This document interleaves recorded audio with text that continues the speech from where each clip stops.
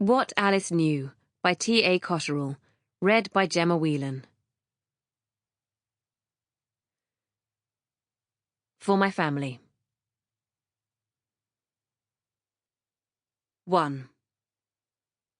A portrait is a quest for the truth. It spares no one.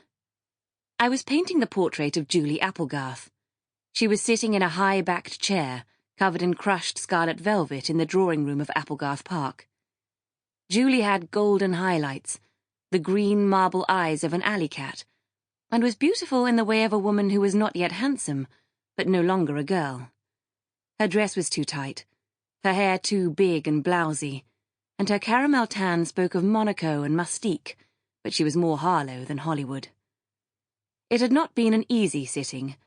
I had hoped we would finish before tea, but the demon time had marched too fast. Julie had tried, but concentration was not her forte, and she wasn't used to being told what to do, at least not by anyone other than her husband. Certainly not by another woman, particularly as I was only a hired hand, for what is a portrait painter, if not literally a hired hand? She couldn't sit still for longer than it took to have her legs waxed without calling a friend or making a hair appointment. She fidgeted, she wriggled, she posed like a tragic actress. She gave the impression she had important business to think about, but that was a fiction. Julie played at business as she played at being chatelaine of the park, yo-yoing between self-assured entitlement and the fear she'd be rumbled. She had been sitting, with breaks, for nearly 5 days in her high-backed chair. I had been standing at my easel looking directly at her and thinking about her, thinking around her, painting the idea of her, for almost 5 days. Mine, by some distance, was the more interesting task. It demanded full concentration. I don't like talking while I work. I pick up everything I need to know in the breaks and the meetings I have before a sitting. These are always more useful when the sitter is female. Men, successful men, as my sitters invariably are always positioning themselves as something they're not.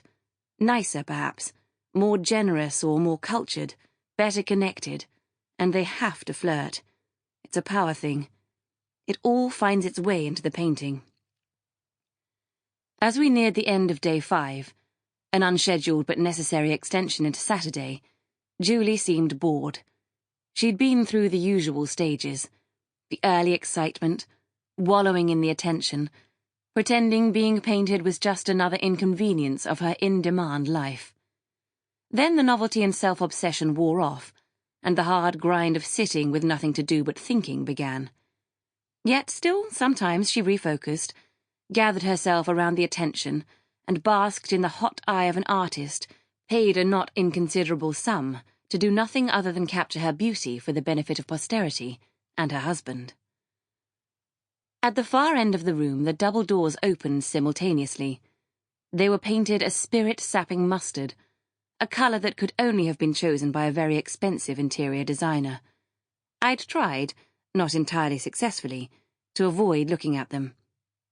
Sir Raymond Applegarth, call me Ray, darling, entered with the anticipatory air of a man who had 2 ladies and a drinks cabinet to hand.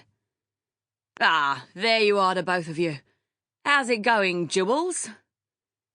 He pronounced her name with 2 syllables. Jewels. Somehow he managed to sound surprised to find us exactly where we'd been for the best part of a week. Maybe he'd expected me simply to take a photo and disappear, or to finish the painting en plein air, like some latter-day Monet. Ray had a shiny skull, with a band of grey hair semicircling his head like a slipped halo, and eyes that absorbed the light. Even in his 60s, his body was packed tight in his camouflage of combat trousers and wheat-coloured shirt. Most people over the age of 8 who wear combats are children's TV presenters or lone gunmen, and Sir Raymond was not a children's TV presenter. His nose was wide and broken, the result, he told me, of park rugby in South Ipswich, where he scrummed down on Sunday mornings until his early 40s with men who didn't believe in rules. Julie twisted a band of hair into a rope. Her calves tapered impressively, expensively honed in gym and pool. "I think we're nearly done here." Her voice registered an octave higher for Sample complete. Ready to continue?